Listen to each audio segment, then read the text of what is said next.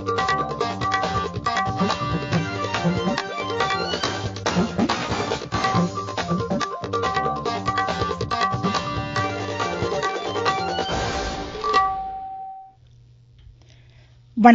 ஆகாஷவாணி. மாநில செய்திகள் வாசிப்பவர் பிஸ்மி காலின்ஸ். தலைப்புச் செய்திகள். பிரதமர் திரு நரேந்திர மோடி வியட்நாம் பிரதமர் ஃபாம் மின் சின்னுடன் புதுதில்லியில் இன்று இருதரப்பு பேச்சுவார்த்தைகளை மேற்கொண்டார். இலங்கை கடற்படையின் ரோந்து கப்பல் மோதி ஒரு தமிழக மீனவர் உயிரிழந்த சம்பவம் தொடர்பாக இந்தியா இலங்கை தூதரிடம் தனது கண்டனத்தை பதிவு செய்துள்ளது. ஷெட்யூல்டு மற்றும் பழங்குடியினர் இடஒதுக்கீட்டில் உள் ஒதுக்கீடு வழங்க மாநிலங்களுக்கு அதிகாரம் உண்டு என்று உச்சநீதிமன்றம் தீர்ப்பளித்துள்ளது. திருச்சி, கரூர், நாமக்கல் மாவட்ட காவிரி ஆறுகளில் வெள்ளம் கரைபுரண்டு ஓடுவதால் பொதுமக்கள் எச்சரிக்கையுடன் இருக்க அறிவுறுத்தப்பட்டுள்ளனர். பாரிஸ் ஒலிம்பிக் போட்டியின் ஆடவர் 50 மீட்டர் ஏர் ரைபிள் பிரிவில் இந்தியாவின் ஸ்வப்னில் குசாலே தற்போது களத்தில் உள்ளார். இனி விரிவான செய்திகள். பிரதமர் திரு நரேந்திர மோடி வியட்நாம் பிரதமர் ஃபாம் மின் சின்னுடன் புதுதில்லியில் இருதரப்பு பேச்சுவார்த்தைகளை இன்று மேற்கொண்டார். இந்த பேச்சுவார்த்தைகளின் ஒரு பகுதியாக இரு நாடுகளுக்கிடையே முக்கிய ஒப்பந்தங்களும் இன்று கையெழுத்தாகின. வியட்நாம் பிரதமர் குடியரசுத் தலைவர் திருமதி திரௌபதி முர்மு, குடியரசு துணைத் தலைவர் திரு ஜெகதீப் தன்கர் ஆகியோரையும் இன்று சந்தித்து பேச உள்ளார்.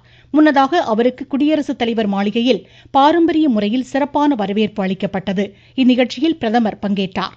இதனைத் தொடர்ந்து வியட்நாம் பிரதமர் புதுதில்லி ராஜ்கட்டில் மகாத்மா காந்தியடிகள் நினைவிடத்திற்கு சென்று அஞ்சலி செலுத்தினார். ராமேஸ்வரம் அருகே நேற்றிரவு நடுக்கடலில் மீன்பிடித்துக் கொண்டிருந்த தமிழக மீனவர்களின் படகு மீது இலங்கை கடற்படையின் ரோந்து கப்பல் மோதியதில் ஒரு மீனவர் உயிரிழந்த சம்பவம் தொடர்பாக இந்தியா இலங்கை தூதரிடம் தனது கண்டனத்தை முறையிட்டுள்ளது. இந்த உயிரிழப்பு குறித்து அதிர்ச்சியையும் வேதனையையும் இந்தியா வெளிப்படுத்தியதாக கூறியுள்ள வெளியுறவு அமைச்சகம் இது தொடர்பாக இலங்கை அரசிடம் இந்திய தூதரகம் எடுத்துரைக்கும் என்று தெரிவித்தது. மீனவர்களின் பிரச்சனையை மனிதாபிமான முறையில் அணுக வேண்டும் என்று இந்தியா வலியுறுத்தி வருவதை சுட்டிக்காட்டியுள்ள அமைச்சகம் இது தொடர்பாக இரு நாட்டு அரசுகளுக்கிடையே நிலவும் புரிந்துணர்வு தொடர்ந்து நடைமுறைப்படுத்த வேண்டியதன் அவசியத்தையும் எடுத்துரைத்துள்ளது. இந்திய மீனவர்களின் பாதுகாப்பிற்கு மத்திய அரசு உயர் முன்னுரிமை அளிப்பதாக கூறியுள்ள அமைச்சகம் மீனவர்கள் பிரச்சினை குறித்து தொடர்ந்து இலங்கை அரசிடம் உயர்மட்ட அளவில் வலியுறுத்தப்பட்டு வருவதையும் சுட்டிக்காட்டியுள்ளது.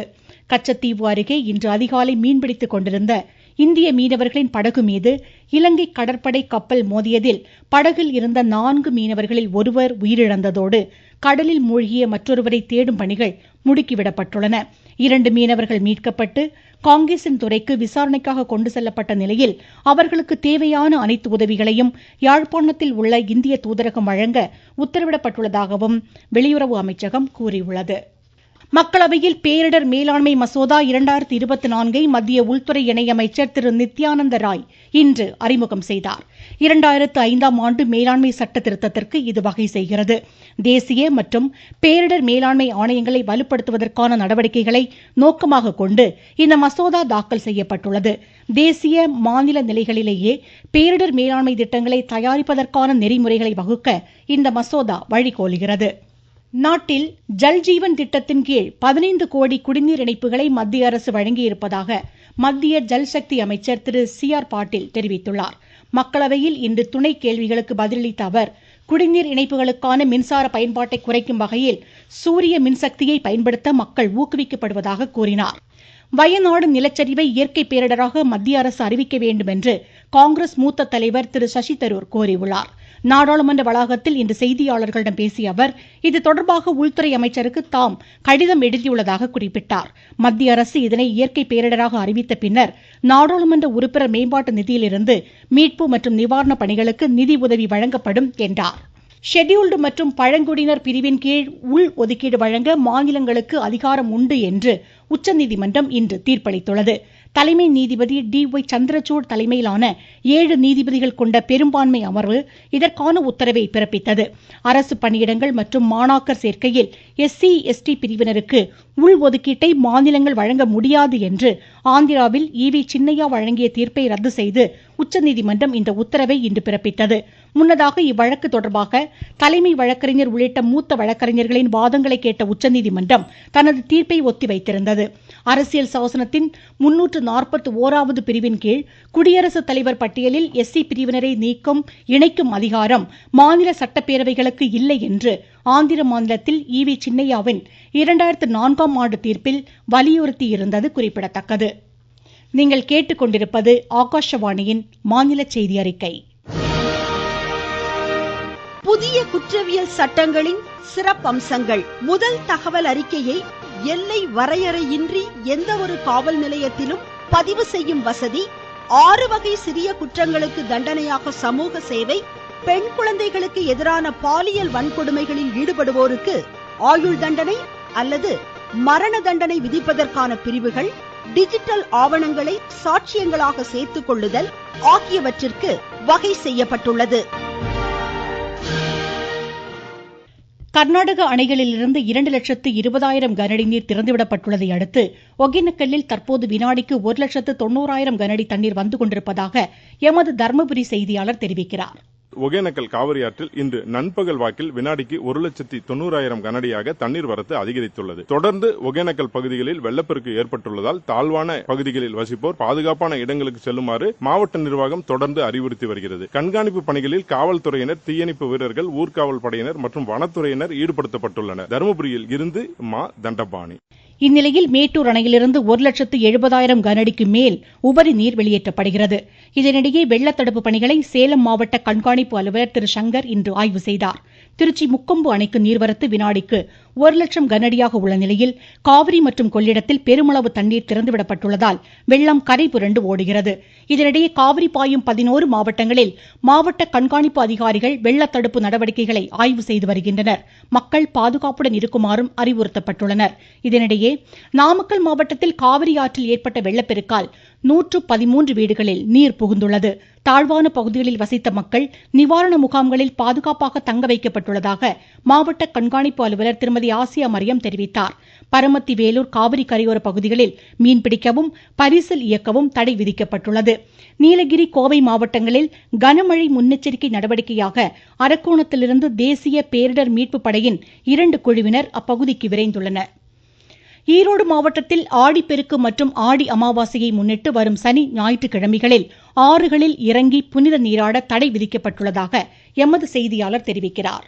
காவேரியில் வெள்ளம் கரை புரண்டு ஓடுவதாலும் வெள்ளப்பெருக்கு ஏற்பட்டுள்ளதாலும் ஈரோடு மாவட்டத்தில் காவேரி கரையில் அமைந்துள்ள பவானி அருள்மிகு சங்கமேஸ்வரர் திருக்கோவில், கொடுமுடி அருள்மிகு மகுடேஸ்வரர் மற்றும் வீரநாராயண பெருமாள் திருக்கோவில், காவேரி கரையில் அமைந்துள்ள அனைத்து திருக்கோயில்களிலும் பக்தர்கள் காவேரியில் இறங்கி குளிப்பதற்கு தடை செய்யப்பட்டுள்ளது. ஈரோட்டிலிருந்து PC மூர்த்தி. தமிழ்நாட்டில் 48 கோடி ரூபாய் செலவில் கட்டப்பட்டுள்ள காவல்துறை கட்டிடங்களை முதலமைச்சர் திரு மு க ஸ்டாலின் காணொலி மூலம் இன்று திறந்து வைத்தார். சென்னை தலைமைச் செயலகத்தில் தமிழ்நாடு அரசு பணியாளர் தேர்வாணையம் மூலம் தணிக்கைத் துறையில் தெரிவு செய்யப்பட்ட 782 பேருக்கு பணி நியமன ஆணைகளை வழங்கிடும் அடையாளமாக 10 பேருக்கு ஆணைகளை முதலமைச்சர் வழங்கினார். தென்னாப்பிரிக்கா, Uganda, Myanmar, Australia, France, Germany உள்ளிட்ட 15 அயலக நாடுகளிலிருந்து வேர்களை தேடி திட்டத்தின் கீழ் தமிழகம் வந்துள்ள 100 அயலக தமிழ் இளைஞர்கள் முதலமைச்சரை இன்று சந்தித்தனர். திருச்சி மாவட்டம் அந்தநல்லூர் திருப்பராய் துறையில் உள்ள அரசு உதவி பெறும் பள்ளியில் காலை உணவு திட்டத்தை மாநில இளைஞர் நலன், விளையாட்டு மேம்பாட்டுத்துறை அமைச்சர் திரு உதயநிதி ஸ்டாலின் இன்று ஆய்வு செய்தார். திருச்சி கம்பரசம்பேட்டை அருகே அமைக்கப்பட்டு வரும் பறவைகள் பூங்கா பணிகளை பார்வையிட்டதோடு முக்கொம்பு மேலணையையும் ஆய்வு செய்தார். மாநில அமைச்சர்கள் திரு KN நேரு, திரு அன்பில் மகேஷ் பொய்யாமொழி உள்ளிட்டோர் உடனிருந்தனர். திருப்பூர் மாவட்டம் அழகுமலை ஊராட்சிக்குட்பட்ட கோவில்பாளையம் அருள்மிகு தளிகீஸ்வரர் திருக்கோவிலில் தொன்மையான 9 கல்வெட்டுகள் கண்டெடுக்கப்பட்டுள்ளன. இதில் 8 தமிழ் மொழியிலும் 1 கல்வெட்டு வட்டெழுத்து மொழியிலும் இடம்பெற்றுள்ளதாக எமது செய்தியாளர் தெரிவிக்கிறார். தளிகீஸ்வரர் கோயிலில் 9 கல்வெட்டுகள் கண்டறியப்பட்டுள்ளது. இவை அனைத்தும் 1100 ஆண்டுகள் பழமையானது. 8 கல்வெட்டுகள் தமிழ் மொழியிலும், 1 கல்வெட்டு கிபி 500 முதல் கிபி 800 வரையிலும் பயன்படுத்தப்பட்ட வட்டெழுத்து மொழியிலும் எழுதப்பட்டுள்ளது. அலைக்கோடுகளுடன் கூடிய வீடுகளும் தாங்கிகளும் இரும்பு கசடுகளும் காணப்படுவதால் 2500 ஆண்டுகளாக மக்கள் வாழ்ந்து வேளாண்மை செய்து வருவதை அறிய முடிகிறது. திருப்பூரிலிருந்து சபரீஷ். பாரிஸ் ஒலிம்பிக் போட்டியின் துப்பாக்கி சுடுதல் ஆடவர் 50 மீட்டர் ரைபிள் போட்டியில் இந்தியாவின் ஸ்வப்னில் குசாலே வெண்கலப் பதக்கம் வென்றுள்ளார். 3 பிரிவுகளையும் சேர்த்து 590 புள்ளிகளை பெற்று வெண்கலப் பதக்கத்தை அவர் கைப்பற்றினார். இதன் மூலம் இந்தியாவிற்கு 3 வெண்கலப் பதக்கங்கள் கிடைத்துள்ளன.